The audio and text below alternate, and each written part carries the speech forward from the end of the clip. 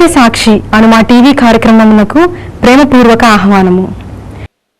ఈరోజు యాకోబు పత్రిక మొదటి అధ్యాయం 19 నుండి 27 వరకు వాక్యాన్ని చదువుకున్నాం. రెండు విషయాలు మీకు ఈరోజు చెప్తాను. ఒకటి, దేవుని వాక్యం యొక్క ప్రాముఖ్యత. రెండవది, వాక్యము మనకు ఏమని చెప్తుంది, మనము ఏమి ధ్యానిస్తున్నామో,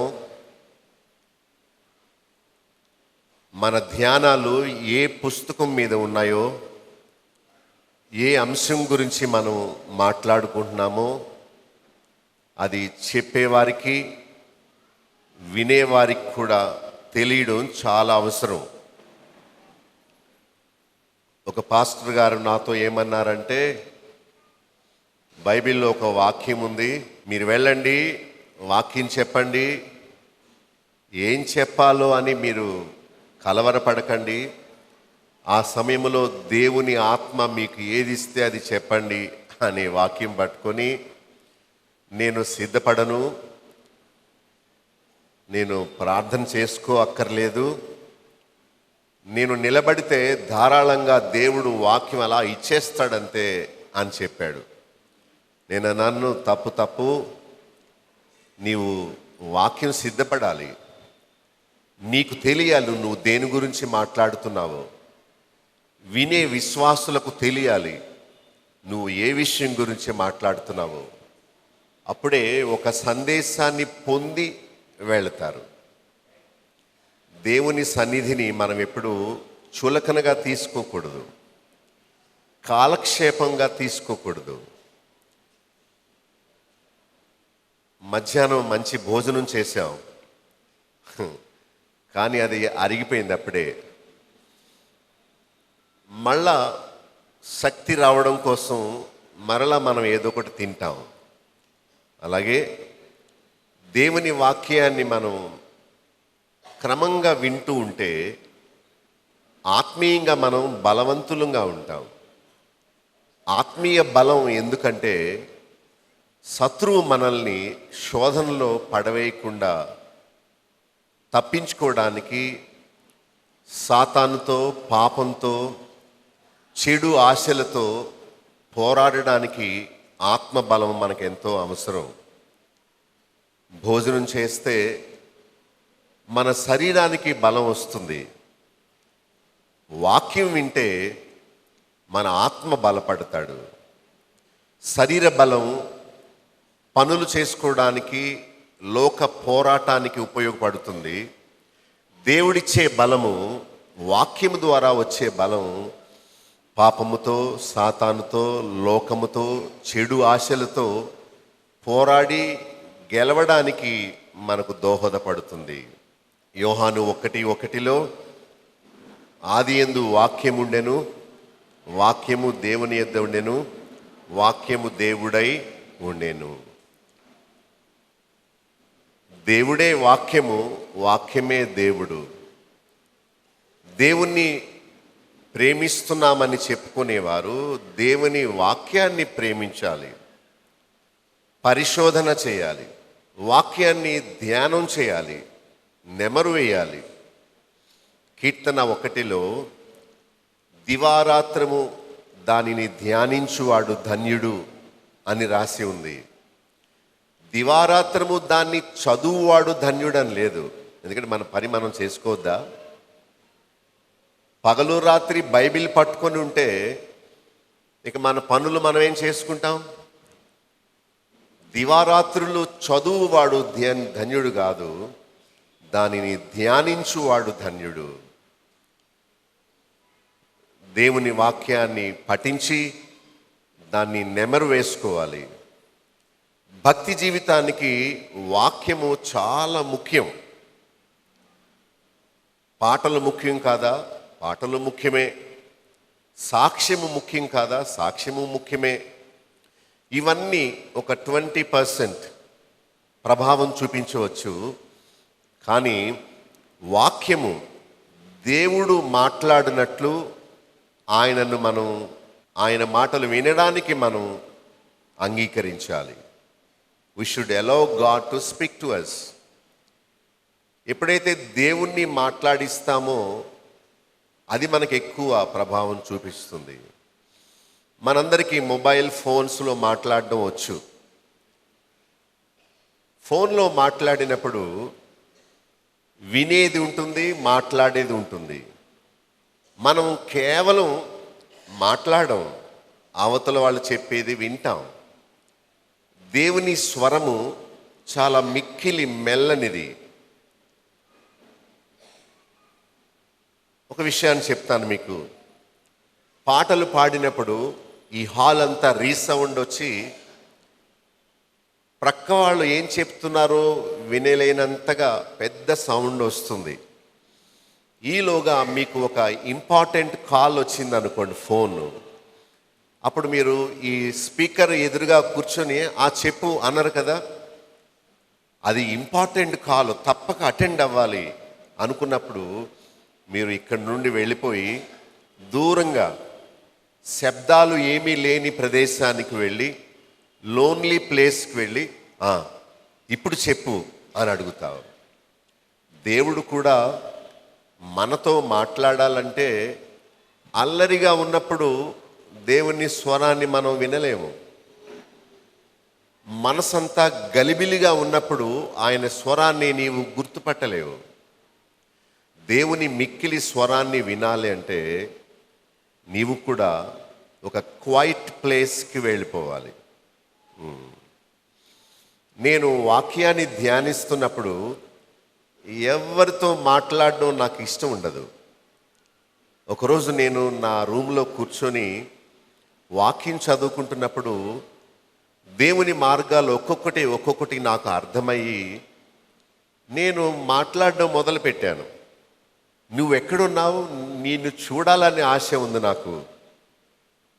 ఎంత గొప్పగా మాట్లాడుతున్నావు, నీ మార్గాలు ఎంత అమూల్యమైనవి, ఎంత గొప్ప సత్యం గ్రంథంలో ఇమిడి ఉంది, నిన్ను చూడాలని ఉంది, నువ్వెక్కడున్నావని నేను కన్నీళ్లు తెచ్చుకొని ఎమోషనల్గా ఉన్నాను. అప్పుడే మా బిడ్డ స్కూల్ నుండి వచ్చి డాడీ అని తలుపు కొట్టి లోపలికి వచ్చింది. వెంటనే నేను ఎమోషనల్గా ఉండడం తను చూసింది, కళ్ళు కూడా చెమ్మగిల్లాయి. ఏంటి ఏడుస్తున్నారా డాడీ అని అడిగింది. నేను ఏడుపు కాదు, నేను ప్రార్థన చేసుకుంటున్నానమ్మా అని అన్నాను. అయ్యో సారీ అని వెళ్ళిపోయింది. వెంటనే తర్వాత నేను దేవుణ్ణి రమ్మని అడిగాను, కమ్ నాతో మాట్లాడు, వెళ్ళిపోయావే మాట్లాడు.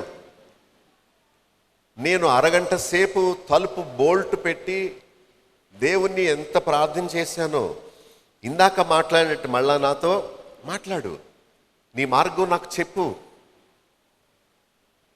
నీ ఉద్దేశాలు నాకు తెలియపరచు, నేను వెళ్ళి ప్రజలకు చెప్తాను అని ఎంత అడిగానో. కానీ ఆ టైం నాకు మళ్ళా దొరకలేదు. ఇప్పటికీ నాకు జ్ఞాపకమే.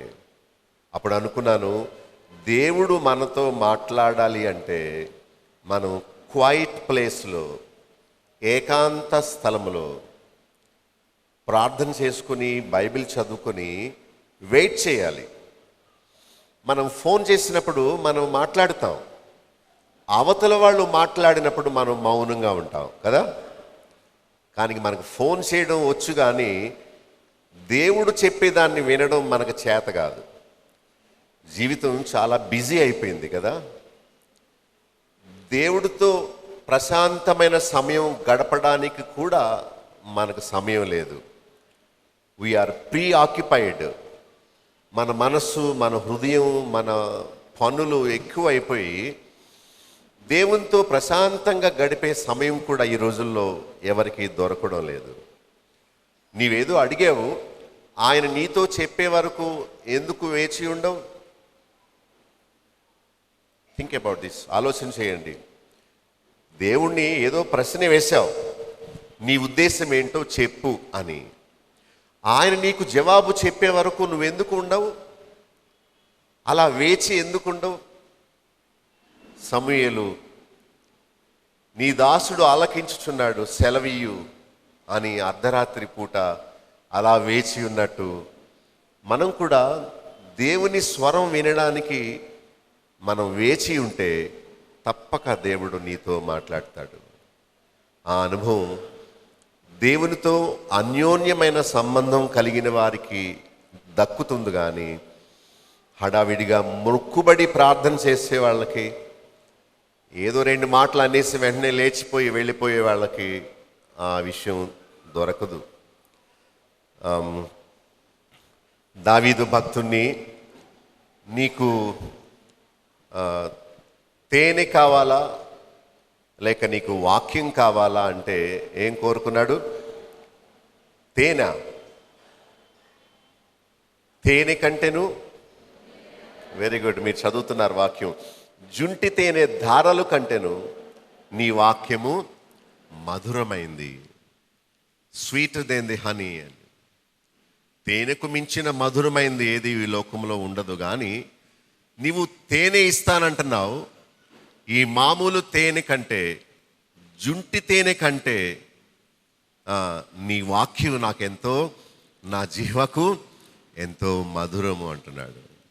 మీరు చెప్పగలరా మాట? What is your dish, favourite dish? నీకు ఏ కూర ఇష్టం అంటే నీవు చెప్పగలవా? కూర ఎంత మంచి కూర అయినా దేవుని వాక్యమే నాకు మధురం అని చెప్పగలవా? చాలామందికి కూరలు వండడం వచ్చు, మంచి కూరలు తినడం వచ్చు, కానీ ఈ జీవాహారాన్ని భుజించడం చేత కాదు. ఒక ఆయన క్లారినెట్ ఏదో వాయిస్తుంటే పాము నాట్యమాడే ఒక నాదం వాయిస్తాడు. అప్పుడు త్రాసు పామట ఆ మ్యూజిక్కి స్పందించి డ్యాన్స్ వేస్తుందట, ఆడుతుందట, దాని పుట్టలోంచి బయటకు వచ్చి మరి ఆడుతుందట. కానీ బురద పాము, జర్రిగొడ్డు, మిగతా ఏ పాములు ఆ మ్యూజిక్కి స్పందించి నాట్యమాడవట. అలాగే వాక్యం యొక్క విలువ బహు కొద్ది మందికే తెలుసు. ఆ రుచి ఎరిగిన వారు చదువుకోకుండా ఉండలేరు. వాక్యం యొక్క విలువ ఎరిగిన వారు దాన్ని రాసుకుంటారు. దేవుడు తన సేవకుని ద్వారా ఏదైనా ఒక గొప్ప విషయాన్ని తెలియపరిస్తే అది మన జీవితానికి ఎంతో మేలు చేసేదని దాన్ని రాసుకుంటారు. మనము వీడియోలు, ఫొటోస్, డైరీ ఎందుకు తీసుకుంటామంటే మర్చిపోకుండా ఉండేలా. కానీ దేవుణ్ణి అంతగా ప్రేమించేవారు ఎక్కడో కానీ కనిపించరు. అంతగా ప్రేమించడం అంటే, యాకోబు భోజనమన్నా కాదనుకున్నాడు, కానీ దేవుని ఆశీర్వాదాలు కోరుకున్నాడు. ఏశావుకి ఇది ఉంటే చాలు, ఏశావుకి అక్కర్లేదు, పూట కూడుంటే చాలు. యాకోబు అన్నాడు, నాకు భోజనం లేకపోయినా పర్వాలేదు, నేను జ్యేష్ఠుడనై దేవుని ఆశీర్వాదాలు పొందాలి అనుకున్నాను. కనుక దేవుడు ఆయనకు దాన్ని ఇచ్చాడు. కోరుకుంటే పొందుతావు. నీ హృదయంలో లేనప్పుడు దాన్ని దేవుడు నీకు ఇవ్వడు. జక్కయ్య యేసు ఎవరో అని చూడగోరెను. చిన్న డిజైర్, చిన్న ఆశ, జెన్యూన్ డిజైర్, అంతే, ప్రభు అతని ఇంటికే వచ్చేసాడు. లుదియా పౌలు చెప్పు మాటల యందు ఏం చేయిచుండెను? లక్ష్యముంచాను. లక్ష్యముంచడం అంటే వాకింగ్ కొరకు ఎంతో ఆతురంగా చూడడం. అందుకనే దేవుడు ఆమె హృదయాన్ని తెరిచాడు. అక్కడ చాలామంది స్త్రీలు ఉన్నారు, పురుషులు ఉన్నారు. వాళ్ళ పేర్లు ఏవి రాయబడలేదే అపోస్తుల కార్యములు 16లో. లుదియా హృదయాన్ని మాత్రమే దేవుడు ఎందుకు తెరవాలి? ఎందుకంటే ఆమె లక్ష్యం ఉంచింది. సమయంలో నీవు దేవుని మార్గాలు తెలుసుకోవడానికి నీ హృదయంలో కూడా అలాంటి తృష్ణ, ఆశ, కోరిక నీలో ఉంటే దేవుడు నీ హృదయాన్ని కూడా తెరుస్తాడు. 8వ అధ్యాయం అపోస్తుల కార్యముల గ్రంథంలో నపుంసకుడు యెరూషలేముకి వెళ్ళి వస్తూ కూడా రథములో కూర్చొని వాక్యం చదువుతున్నాడు. మీరు ఎప్పుడైనా బస్సులో కూర్చొని వాక్యం చదివారా? అంత భక్తే. ట్రైన్లో వస్తూ వాక్యం చదువుకున్నారు ఎప్పుడైనా?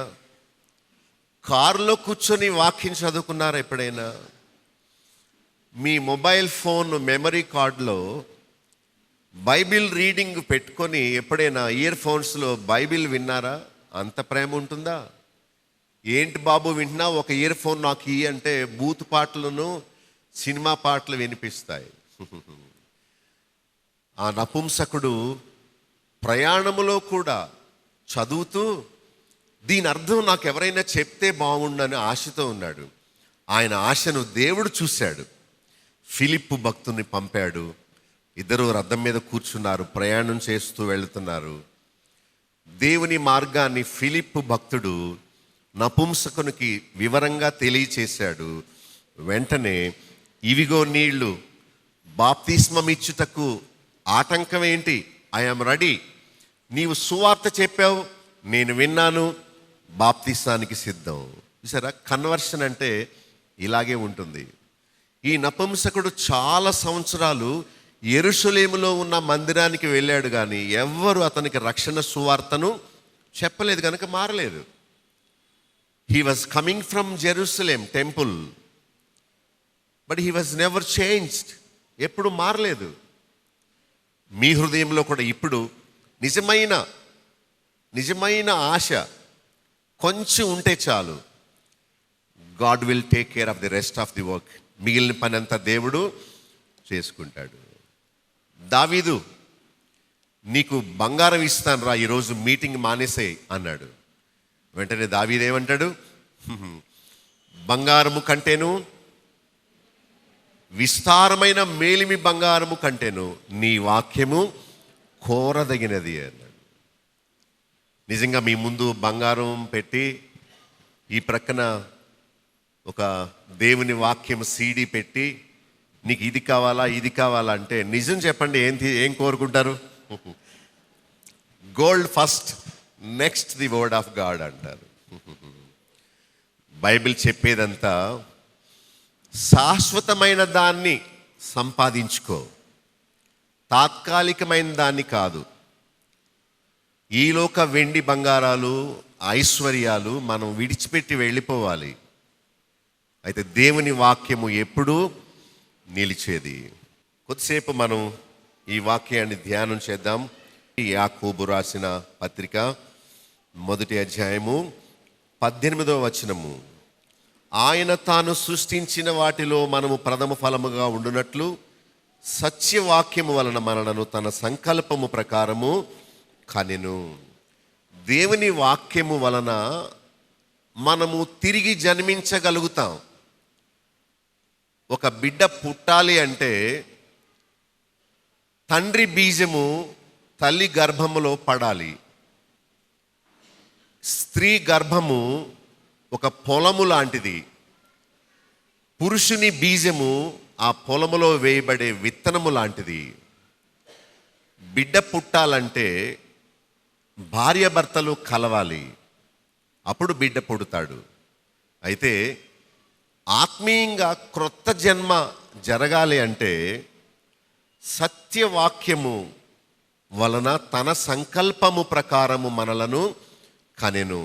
పౌలు కూడా 1 కొరింథీ 4:16లో నేను మిమ్మును కంటిని అంటున్నాడు. జన్మ రావాలంటే బీజం పడాలి.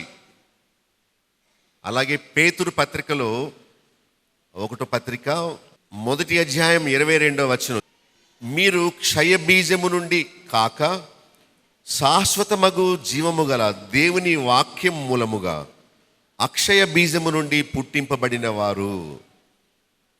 మీరు పుట్టారు, లేక మీరు పుడతారు. ఎలా పుడతారంటే తండ్రి బీజము క్షయమైపోయే బీజము, కానీ దేవుని వాక్యము అక్షయ బీజము. అక్షయము అంటే క్షయము కాని బీజము. మన తండ్రి మనకు జన్మనిచ్చాడు. ఆయన ఎంతకాలం బ్రతకగలడో అంతకాలం బ్రతికే జన్మనే మనకు ఇస్తాడు. మా నాన్నగారు జుట్టు చాలా పల్చన, సో నాది కూడా చాలా పల్చన. అంతే, మా నాన్నగారు నాలానే నల్లగా ఉంటారు, నేను అలాగే నల్లగా ఉన్నాను. మా నాన్నగారికి దేవుడు అంటే చాలా ఇష్టం, సత్యం అంటే ఎంత రోషమో అదే బుద్ధి నాకు వచ్చింది. బాహ్య ఆకారం వచ్చినప్పుడు బుద్ధులు రావా? చూడవయ్యా, చూడు మీ అబ్బాయి కూడా నీలాగే చేస్తున్నాడు అని అంటుంది అమ్మ. ఆడపిల్ల తప్పు చేస్తే చూడవే, చూడు నీ కూతురు నీలాగే చేస్తుంది చూడు అంటాడు. ఆకారం వస్తుంది, స్వభావం కూడా వస్తుంది. అయితే దేవునికి పుట్టినవారు దేవుని వలె ఉంటారు. యేసుక్రీస్తు దేవుని కుమారుడు గనుక దేవునికి ఉండే లక్షణాలన్నీ ఆయనలో మనం చూస్తాం. మనం కూడా దేవుని వాక్యమనే బీజం చెవుల గుండా మన హృదయంలోకి వెళ్ళడం ద్వారా మనం కూడా తిరిగి జన్మిస్తాం.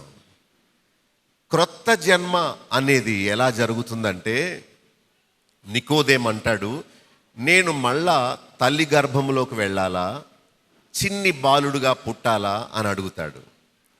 అప్పుడు ప్రభు అతనికి సరి అయిన సమాధానం చెప్పాడు. ఒకడు క్రొత్తగా జన్మించితేనే కానీ వాడు దేవుని రాజ్యమును చూడలేడు, ప్రవేశించలేడు. You must be born again అని ప్రభు చెప్పాడు. మీ ఇంట్లో వాళ్ళ మిమ్మల్ని చూసి, నిజమేనండి ఈమె క్రొత్తగా జన్మించింది. పాత జన్మ తల్లిదండ్రుల బుద్ధులు, క్రొత్త జన్మ దేవుని స్వభావము. యేసు ప్రభు వలె పుట్టినవారు యేసు ప్రభు వలె ప్రేమిస్తారు. శత్రువుని కూడా యేసు ప్రభు శోధన జయించినట్టు ఆయన వలె పుట్టినవారు శోధన జయిస్తారు. యేసు ప్రభు వలె పుట్టినవారు నీతి నిమిత్తము హింసింపబడి హతసాక్షులుగా చచ్చిపోతారు. మీరు అనేక హింసలు అనుభవించి దేవుని రాజ్యములో ప్రవేశించాలి. సద్భక్తితో బ్రతుకును ఉద్దేశించువారు హింస పొందుదురు. ఆశీర్వాద బోధకులకి ఈ మాటలు కనిపించవు, అందుకనే వీటి గురించి చెప్పరు. ఏనాడో ఎవరికో చెప్పబడిన పాత నిబంధన వాగ్దానాలు తీసుకొచ్చి ఈరోజు ప్రజలకు ఇవ్వడం అది సబబు కాదు. ఇక్కడ మనం చూసినప్పుడు దేవుని వాక్యము మన చెవుల ద్వారా హృదయములో పడడం వల్ల మనకు క్రొత్త జన్మ వస్తుంది. మరియ దగ్గరకు దూత వచ్చి, మరియా నీకు శుభములు, నీవు గర్భవతివై కుమారుని కంటావు అని అనగానే ఆమె ఏమంటుంది? నేను పురుషుని ఎరుగని దానను, ఇది ఎలాగూ జరుగును. How is it possible? I'm not married yet. వివాహం అవ్వకుండా కన్యకకు కుమారుడు ఎలా పుడతాడు? It's a big question. అప్పుడు దూత అన్నాడు, యోసేపు మరియల కలయిక వల్ల పుట్టడం కాదు, పరిశుద్ధాత్ముడు నిన్ను కమ్ముకొనును, పుట్టబోవు శిశువు పరిశుద్ధుడై దేవుని కుమారుడు అనబడును అని చెప్పాడు. మరియకు కుమారుడు పుట్టాడు, పరిశుద్ధాత్మ వలన పుట్టాడు యేసు ప్రభువు. మనము తిరిగి జన్మించడం ఎలా అంటే, ఇది ఎలాగు జరుగును అని అన్నప్పుడు బైబిల్ చెప్తుంది, దేవుని వాక్యం అనే బీజము మీ హృదయంలోనికి వెళ్ళాలి. వాక్యము నా యొద్దను నా నోటను నా హృదయంలోను ఉన్నదని రోమా 10వ అధ్యాయంలో మనం చూస్తాం. భోజనం ప్లేట్ మన ముందు ఉంటుంది, ఆ తర్వాత భోజనం మన నోట్లో వస్తుంది, ఆ తర్వాత మింగుతాం కదా. మింగుట అంటే తెలుసా? గుటక వేయడం. ఇలా అనుకుంటే మగవాళ్ళందరికీ ఇక్కడ యాడమ్స్ యాపిల్ ఉంటుంది, ఇలాగా బొడిపిలా కనిపిస్తుంది. Can you check? Ladies check చేసుకో అవసరం లేదు, వాళ్ళకు ఉండదు. మగవాళ్ళే అబద్ధం ఆడినప్పుడు గుట్టకేస్తారు, చెప్పేయచ్చు. ఆడవాళ్ళు అబద్ధం ఆడినప్పుడు ఇక్కడ ఏం కదిలేదు ఉండదు, చెప్పడం కష్టం. దీనికి యాడమ్స్ యాపిల్ అని ఎందుకు పేరు పెట్టాడంటే, తినొద్దన్న పండును ఆదాము తింటున్నప్పుడు ఆదామా అని పిలిచాడట. అందుకని యాపిల్ ఇక్కడ ఆగిపోయిందట. That's a story. నీవు మంచినీళ్ళు అయినా సరే గుటక వేయకుండా అవి లోపలికి పోవు. దేవుని వాక్యాన్ని వింటావు, తర్వాత నీ మెదడులోకి వెళుతుంది, నిజమే నిజమే, అవును అవును అని. అంత మాత్రం సరిపోదు, నీవు నీ హృదయంలోనికి దాన్ని యాక్సెప్ట్ చేయాలి, దాన్ని అంగీకరించాలి, గుటక వేయాలి. ప్రభు చెప్పాడు, విత్తనం బయటే ఉంటే ఏమవుద్దట? పక్షులు ఏం చేస్తాయి? తినేస్తాయి. ఇంకేం మొలుస్తుంది? దేవుని వాక్యం అనే విత్తనం భూమి లోపల నాటబడాలి. లోపల నాటబడిన వారై శక్తిగల వాక్యము మీకు క్రొత్త జన్మను ఇస్తుంది. ఎవడైనను క్రీస్తునందున్న ఎడలవాడు నూతన సృష్టి. ఇక్కడ ఉన్న వారిలో నూతన సృష్టిగా మార్పు చెందిన వారు ఎంతమంది? మీ మనసులో చేయి చూపించండి. ముందుకు రండి, అందరూ చేతులు చూపించండి. అంటే ఇది ఒక అలవాటు అయిపోయింది అందరికీ. ప్రతి మీటింగ్కి చేయి చూపించటమే, ప్రతి మీటింగ్కి ముందుకు వచ్చేయడమే. నిన్న మారు మనసు పొందింది సరి అయింది కదా, మళ్ళీ ఈవేళ వచ్చావు అంటే ఫేక్ రిపెంటెన్స్ అనమాట. అందుకనే నేను నా వర్తమానాల్లో ఎవరిని ముందుకు రమ్మను, చేతులు చూపించమని అడగను. You answer to God, I will answer to my God about my self. నా గురించి నేను దేవునికి జవాబు చెప్తాను, మీ గురించి మీరు దేవునికి జవాబు చెప్పండి. మీ ప్రక్కవారి విషయం మీరు ఆలోచన చేయొద్దు. ఇక్కడ ఏమి రాస్తుందంటే 18వ వచనంలో, సత్యవాక్యము వలన తన సంకల్పము ప్రకారము కనెను. ఒక పుచ్చు విత్తనం భూమిలో నాటితే ఫలం ఎలా రాదో, అలా అబద్ధ బోధ, తప్పు బోధ, వ్యర్థమైన కౌర్లు నీకు ఏ మేలు చేయవు. సత్యవాక్యాన్ని వినాలి. మన హృదయం అనే నేలను మనం సిద్ధపరచుకోవాలి, కల్టివేషన్కి ప్రిపేర్ చేసుకోవాలి. సిద్ధపరచబడిన నేలలో మంచి విత్తనాన్ని నాటాలి, అప్పుడు తప్పక మొలక వస్తుంది. ఇక్కడ ఉన్న మాటలు చూడండి.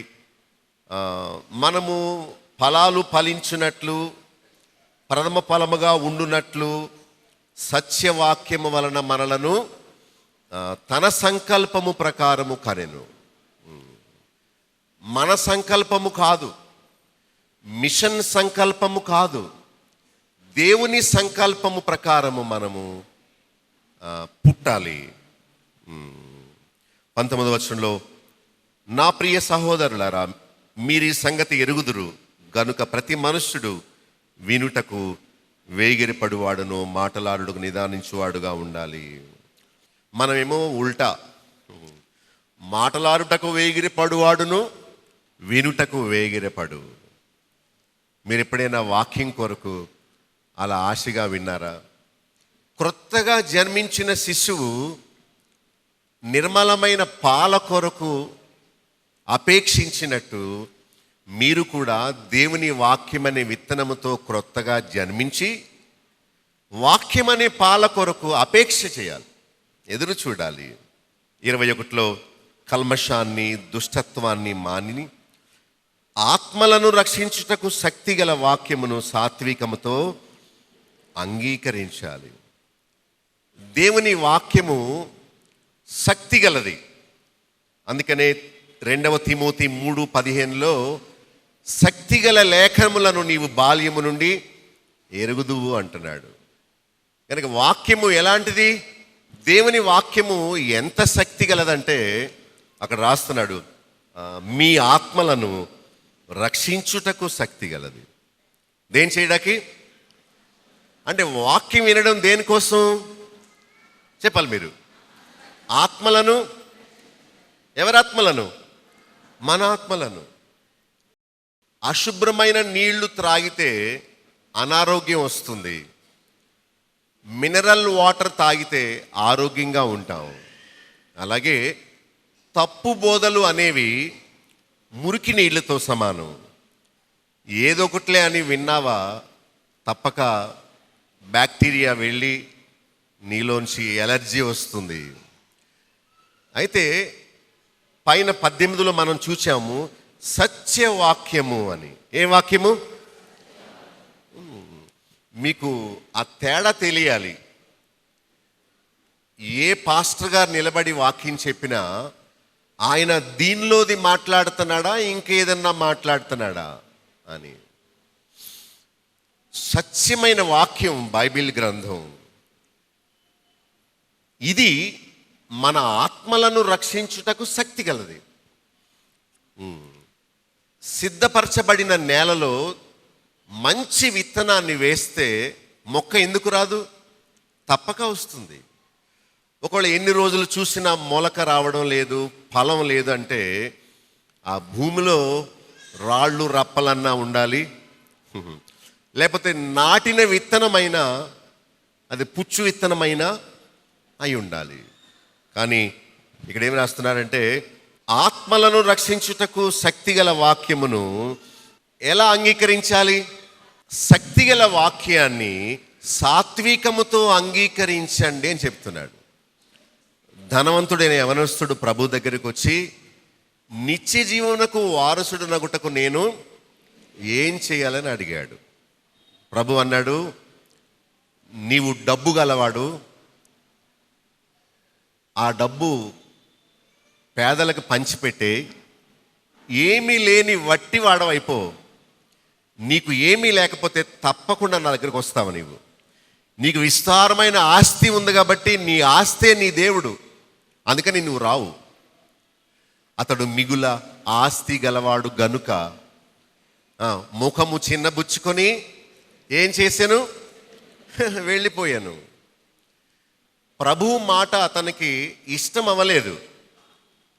నువ్వు 1,00,000 రూపాయలు ఇచ్చేసే, నేను చర్చ్ మెంబర్షిప్ ఇస్తాను, నీవు చచ్చిపోయినప్పుడు మా చర్చి సమాధి దొడ్లో పాతి పెడతాను, నీకేదన్నా అయితే మేమందరం వస్తాము అని చర్చ్ మెంబర్షిప్ 1,00,000 రూపాయలు తీసుకొని ఇస్తే ఇవ్వడానికి సిద్ధంగా ఉన్నాడు. ఎందుకంటే అంత డబ్బున్నవాడు 1,00,000 రూపాయలు ఇవ్వడం కష్టమేమీ కాదు. కానీ ప్రభు ఏమన్నాడంటే, దేన్నైతే నాకంటే ఎక్కువ ప్రేమిస్తున్నావో దాన్ని వదిలే, వట్టివాడవైపో, ఏమీ లేనివాడవైపో, అప్పుడు తప్పక నన్ను వెంబడిస్తావు. నీ దగ్గర డబ్బు ఆస్తి ఉన్నంత వరకు ఆ డబ్బే నీ దేవుడు. ఎప్పుడైతే అంతా పోతుందో అప్పుడు తండ్రి నాయన దగ్గరికి వస్తావు. హైదరాబాద్ నుండే ఒక ఆమె నాకు ఫోన్ చేశారు. ఫోన్ చేసి, నా భర్త మంచి డబ్బులు సంపాదిస్తున్నాడండి, నెలకి 2 లక్షల జీతం అతనిది, గవర్నమెంట్ ఉద్యోగి, అతను బాగా త్రాగుతున్నాడు, 2-3 ఉంచుకున్నాడు, ప్రార్థన చేయండి పాస్టర్ గారు అతను మారేలా అని ఫోన్ చేశారు నాకు. నేను అన్నాను, ప్రార్థన చేస్తాను, కానీ ఏమని ప్రార్థన చేస్తానో తెలుసా? ఉద్యోగం పోతే మంచిదని ప్రార్థన చేస్తాను.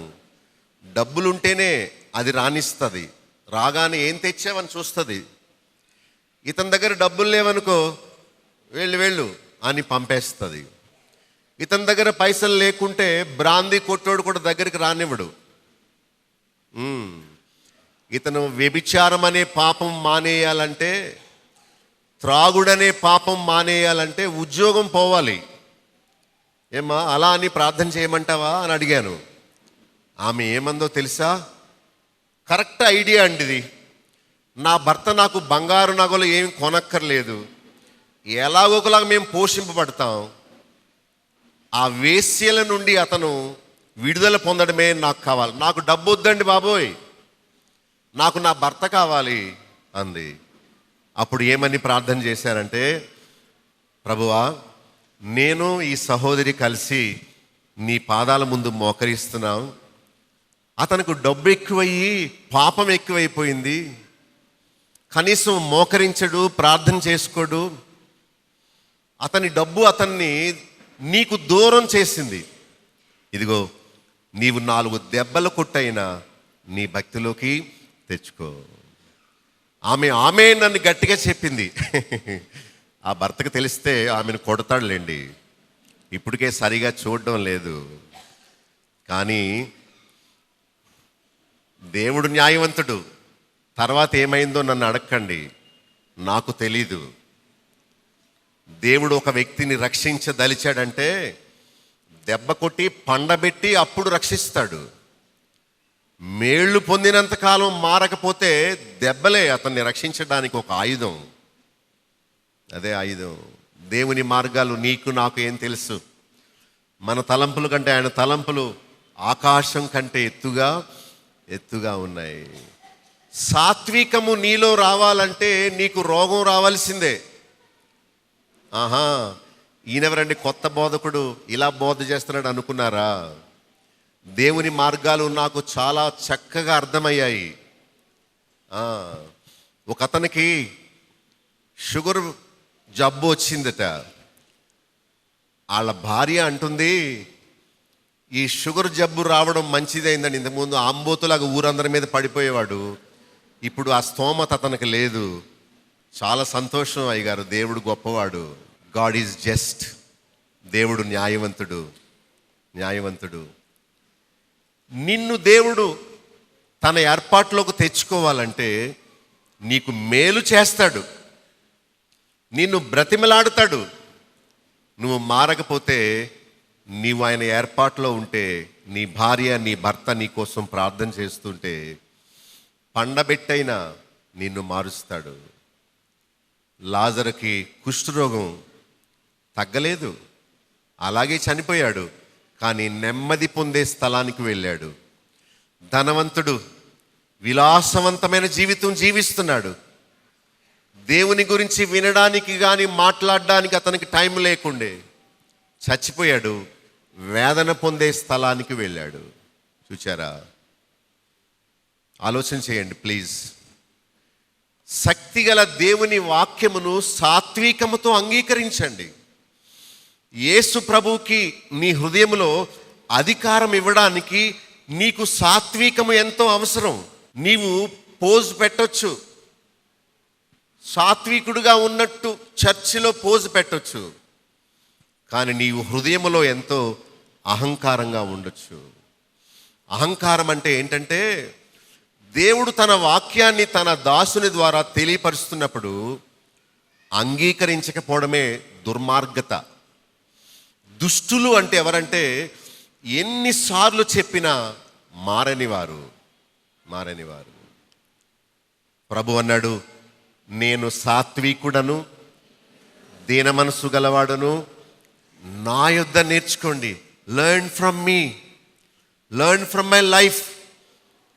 నేను ఎలా తండ్రికి కుమారుడిగా పుట్టి మీకు మాదిరిగా ఉండడానికి బాప్తిసం తీసుకొని, మీకు మాదిరిగా ఉండడానికి ఇహలోకంలో ఏమీ లేకుండా జీవించి, మీకు మాదిరిగా ఉండడానికి నేను సత్యము కొరకు, నీతి కొరకు హతసాక్షిగా ఎలా చనిపోయానో, మీరు కూడా నా వెనకాల లూకా 9:23 ప్రతివాడు తన సిలువనెత్తుకొని ప్రతి దినము నన్ను వెంబడించాలి.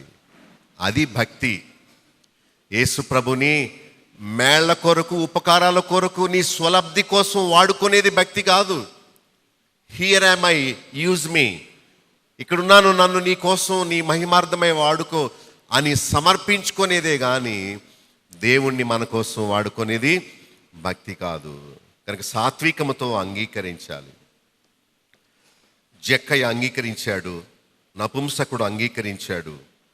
22వ వచనములో కేవలము వినువారు మాత్రమై ఉంటే మిమ్మును మీరు మోసపుచ్చుకుంటారు. చూడండి ఎంత స్పష్టంగా రాసిందో అక్కడ 22వ వచనం. కేవలము వినువారు మాత్రమై ఉంటే మిమ్మల్ని మీరే మోసపుచ్చుకుంటారు. వాక్యం చాలా శ్రద్ధగా విన్నారు. నేను పడే ప్రయాసకు ఫలితం వస్తుందని నేను ప్రార్థన చేసుకుంటున్నాను. పశువు త్వరగా గడ్డి మేసి ప్రశాంతంగా కూర్చొని నెమరు వేసినట్టు మీరు కూడా ఇంటికి వెళ్ళి నేను చెప్పిన వాక్య భాగాన్ని చదివి నిజమే, అవును దేవా, అలాంటి మార్పు నాలో ఇవ్వండి అని అనుకుంటారనే ఆశతో నేను ఈ పాటు పడుతున్నాను.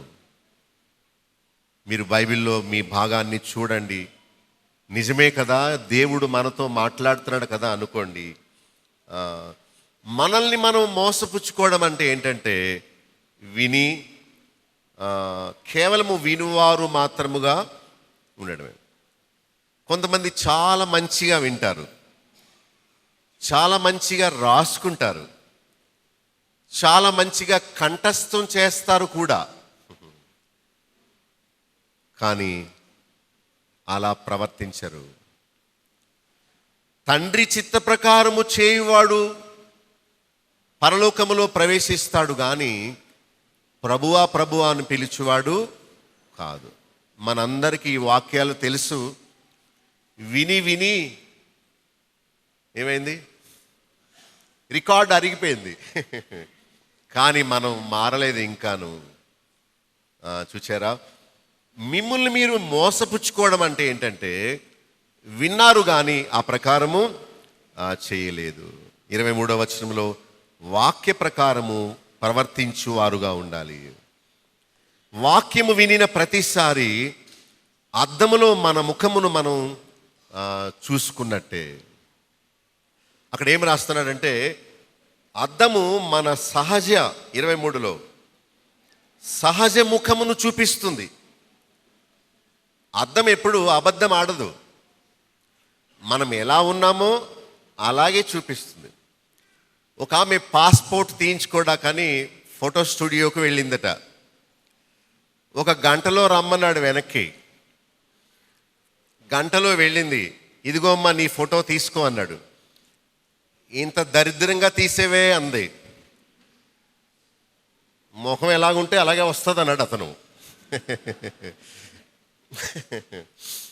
సో అద్దము బైబిల్లో ఉంది, సహజ స్థితిని చూపిస్తుంది. దేవుని వాక్యము ఎంత శక్తి గలదంటే నా తప్పిదాలు నాకు చూపిస్తుంది. ఒకసారి నేను ఆదివారం 3 ఆరాధనలు జరుపుతాను. 2వ ఆరాధన అయ్యాక లంచ్ కోసం ఇంటికి వస్తాను. టేబుల్ మీద భోంచేస్తుంటే నా భార్య అంది, ఈవేళ వాక్యం అంతా మీకోసమేనండి అంది. నేనన్నాను, అవును నా కోసమే అనుకున్నాను. వెంటనే మా పాప అంది, నీకోసమని నువ్వెందుకు అనుకోకూడదు అని అంది. అనుకున్నాను అనుకో, కానీ మీ డాడీ కోసమే ఇవాళ వాక్యం అంతా అని అన్నది. నేను నో అనలేదు. ఎస్, నా కోసమే. దేవుడు నాకు తెలియకుండానే నాతో మాట్లాడాడు అని నేను సరిచేసుకున్నాను. నేను ప్రభు బల్ల ఇచ్చినప్పుడు ఒకరోజు నా చేతులు అలా వణికినాయి. ఎందుకు వణికాయి అంటే నేను యోగ్యుణ్ణి కాదేమో అని భయపడ్డాను. నేను కలవరం వచ్చింది నాలో. తీర్పు ముందు దేవుని ఇంటిలో నుండి బయటికి వెళుతుందట. అందుకనే యాకోబు 3లో బోధకులైన మనము మరి కఠినమైన తీర్పు పొందుదమని తెలుసుకొని మీలో అనేకులు ఎలా ఉండకూడదు? బోధకులుగా ఉండవద్దు. రోమాపత్రిక 2వ అధ్యాయంలో అంటాడు, ధర్మశాస్త్రము లేక పాపం చేసిన వారు కొంతమంది, ధర్మశాస్త్రము కలిగి ఉండి పాపం చేసిన వారు కొంతమంది. ధర్మశాస్త్రము లేక పాపం చేసిన వారికి నాశనం అని చెప్పాడు. ధర్మశాస్త్రము కలిగి ఉండి పాపం చేసిన వారికి కఠినమైన తీర్పు ఉంటుందని చెప్పారు.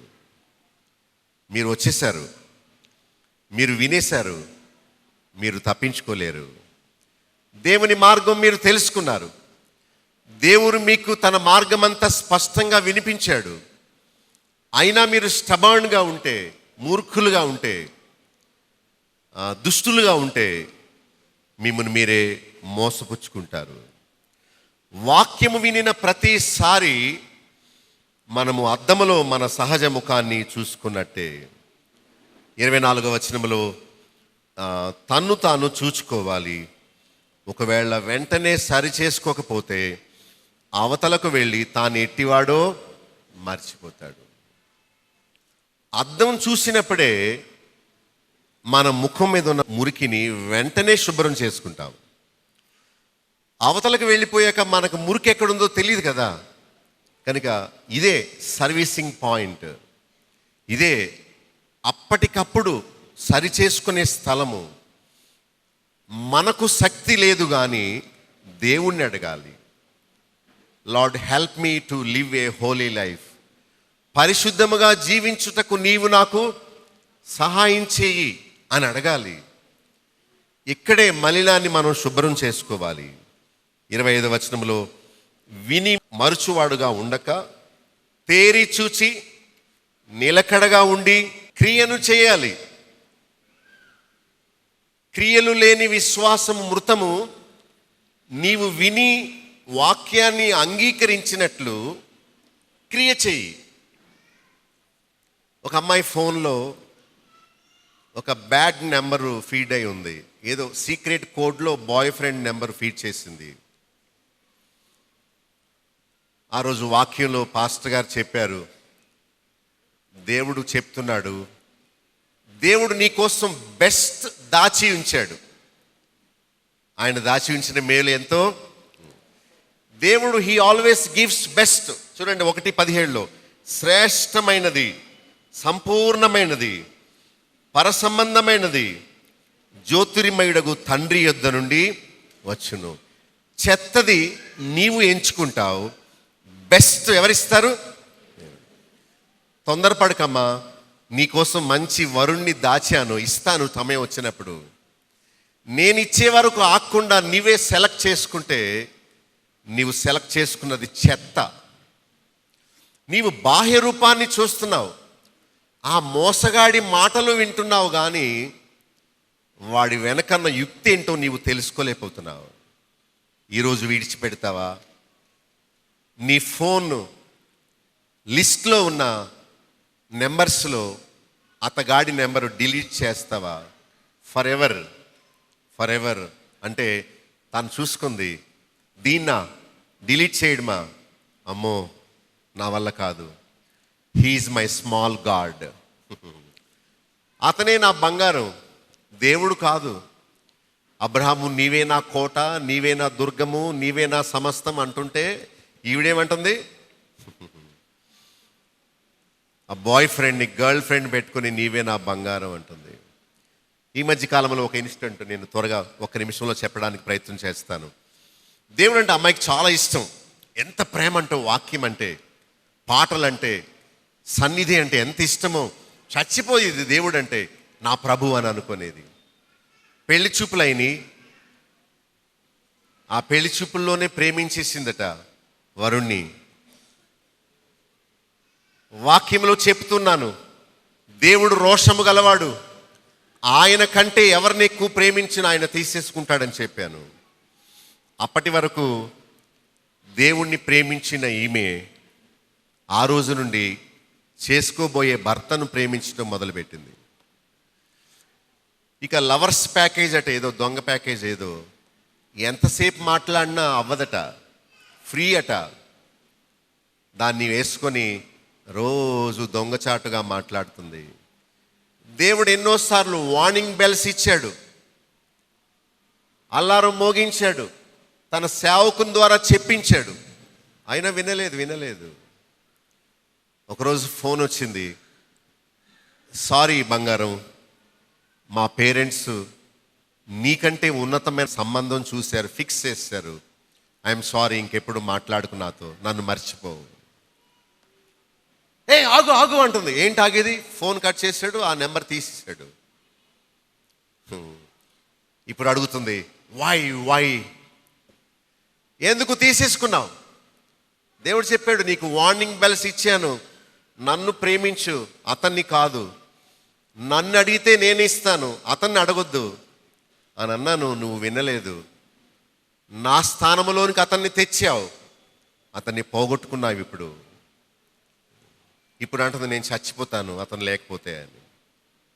చూచారా, దేవుని వాక్యం ఎన్నిసార్లు మిమ్మల్ని హెచ్చరిస్తుందో.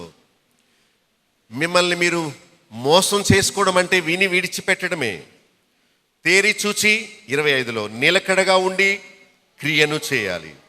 27లో ఆ క్రియ ఏంటి?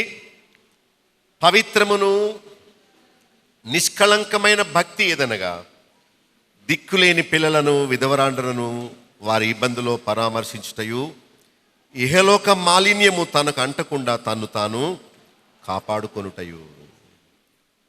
పవిత్రమైన భక్తి, కళంకము లేని భక్తి ఏదంటే నీ పొరుగు వారిని ప్రేమించు, కళంకం అంటుకోకుండా చూసుకో. ఇదే భక్తి.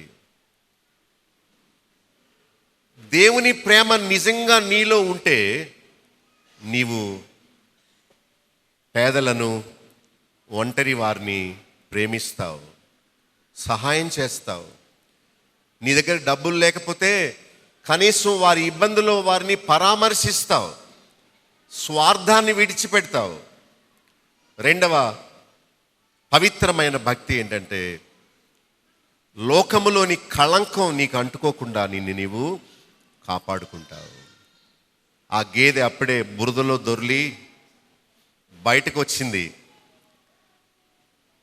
ఆ గ్రామం ప్రెసిడెంట్ మంచి బట్టలు వేసుకుని వెళ్తున్నాడు, నేను ప్రెసిడెంట్ని, నన్నేం చేస్తుంది గేదె అని. ఆ గేదె దగ్గరికి వచ్చాక తన బ్రష్ ఇలా ఉంది. గేదె బ్రష్ తెలుసు కదా, తోక. అంతే, ఆ దుర్గంధం, ఆ మలినం అంతా అతని మీద అంటుకుపోయింది. వాసన అసలు భరించలేవు. చూచారా, భక్తి జీవితం అంటే తప్పించుకొని వెళ్ళిపోయేదే కానీ నా మీదేమీ అంటుకోదని మూర్ఖంగా ఉండేది కాదు. 1:5లో జ్ఞానము కొదువుగా ఉంటే దేవుణ్ణి అడగమని దేవుడు చెప్పాడు. సరే, 3వ అధ్యాయం 14వ వచనంలో సత్యమునకు విరోధముగా నీవు మాట్లాడవద్దు.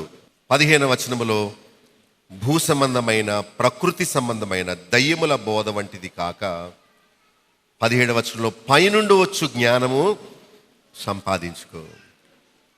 పాపాన్ని జయించే జ్ఞానం సంపాదించు కానీ పాపాన్ని కప్పిపుచ్చుకునే జ్ఞానం కాదు నువ్వు సంపాదించవలసింది. పైనుండి వచ్చే జ్ఞానము ఎలాంటిదో చెప్తున్నాడు 16వ వచనంలో. భూ సంబంధమైన జ్ఞానం వల్ల మత్సరము, వివాదము, అల్లరి, నీచ కార్యం వస్తుంది. అయితే పైనుండి వచ్చే జ్ఞానం వల్ల పవిత్రత, సమాధానము, మృదుత్వము, లోబడుట, కనికరము, మంచి ఫలము, 18 నీతి, సమాధానము, ఇవన్నీ వస్తాయి. కనుక మనము దేవుని వాక్యం ద్వారానే జ్ఞానం వస్తుంది. దేవుని వాక్యము అనగానే పైనుండి వచ్చే జ్ఞానం. కీర్తన 119:18లో నీ ధర్మశాస్త్రములోని ఆశ్చర్యమైన సంగతులు చూడునట్లు నా కళ్ళు తెరువు. ఇది ప్రార్థన. Open my eyes so that I can see the truth in the scriptures. నా కళ్ళు తెరువు, నాకు జ్ఞానం ఇయ్యి. లోక సంబంధమైన జ్ఞానం అది నేర్చుకోకర్లేదు, అది అపవిత్రమైంది. అయితే పైనుండి వచ్చు జ్ఞానము పవిత్రమైనది, సమాధానకరమైనది, మృదువైనది, సులభముగా లోబడేది. జ్ఞానవంతులు దీనులుగా ఉంటారు, అజ్ఞానులు అహంకారులుగా ఉంటారు. ఒక వ్యక్తి పొగరుగా, అహంకారంగా వాక్యం చెబుతుంటే వినకుండా ఎదిరిస్తూ ఉన్నాడంటే అతను పిచ్చివాడనమాట. ఒక వ్యక్తి జ్ఞానవంతుడైతే తగ్గించుకొని ఉంటాడు, తక్కువ మాట్లాడతాడు, వినుటకు వేగిరపడతాడు. భూ సంబంధమైన జ్ఞానము అపవిత్రమైంది, నీచమైంది, వివాదాన్ని తెస్తుంది. పరసంబంధమైన జ్ఞానము వాక్యం ద్వారా నీకు వస్తుంది. Why don't you try from today? ఈ రోజు నుండే దేవుణ్ణి ఎందుకు అడగకూడదు? ప్రతిసారి నీవు బైబిల్ తీసినప్పుడు కీర్తన 119:18 చదువు. లార్డ్ ఓపెన్ మై ఐస్ అని అడుగు. దేవుడు తప్పక నీ కళ్ళు తెరుస్తాడు. ప్రతి లైన్లో, ప్రతి పదములో, ప్రతి వచనములో ఎంత మహిమ ఉందో, ఎంత దాచబడిన ధనం ఉందో. దేవుని వాక్యాన్ని పఠించండి, వాక్యాన్ని బాగా వినండి, పైనుండి వచ్చే జ్ఞానాన్ని కావాలని ఆశపడండి. దేవుడు తప్పక మీకు దాన్ని ఇస్తాడు. సత్యాన్వేషకులకు ఆహ్వానం. విజయవాడ నగరంలో bishop Azariah girls high school రోడ్లో గల railway function hall CSI church వెనుక ప్రతి ఆదివారం సాయంత్రం 7 గంటల నుండి 9 గంటల వరకు సత్య సాక్షి వాక్య తరగతులు జరుగుతున్నవి. సాయంకాలపు ఆరాధన, ప్రభువు బల్ల, రోమపత్రిక మీద విశ్లేషణ, క్రొత్త పాటలు, ఉచిత పుస్తకాలు మరియు సీడీలు మీరు పొందగలరు. విజయవాడ మరియు పరిసర ప్రాంతాలలోనున్న సత్య సాక్షులందరూ సంఘ భేదములు లేక సత్యవాక్యము కొరకు తరలిరండి. మీ స్నేహితులకు, బంధుమిత్రులకు తెలియజెప్పండి. ఇదే మా ప్రేమపూర్వక ఆహ్వానం. సత్య సాక్షి. మా చిరునామా డాక్టర్ బాబులు గండి, chairman, Bethel assembly, Nallajerla. Pin code 534112, పశ్చిమ గోదావరి జిల్లా, ఆంధ్రప్రదేశ్. మా ఫోన్ నంబర్స్ 0881277442. మరొక ఫోన్ నెంబర్ 277333. మా సెల్ నెంబర్ 9440111250. మరొక సెల్ నెంబర్ 9000000803. మా ఈమెయిల్ ఐడి satysakshiTV@gmail.com. మా వెబ్సైట్ www.bethelassembly.net.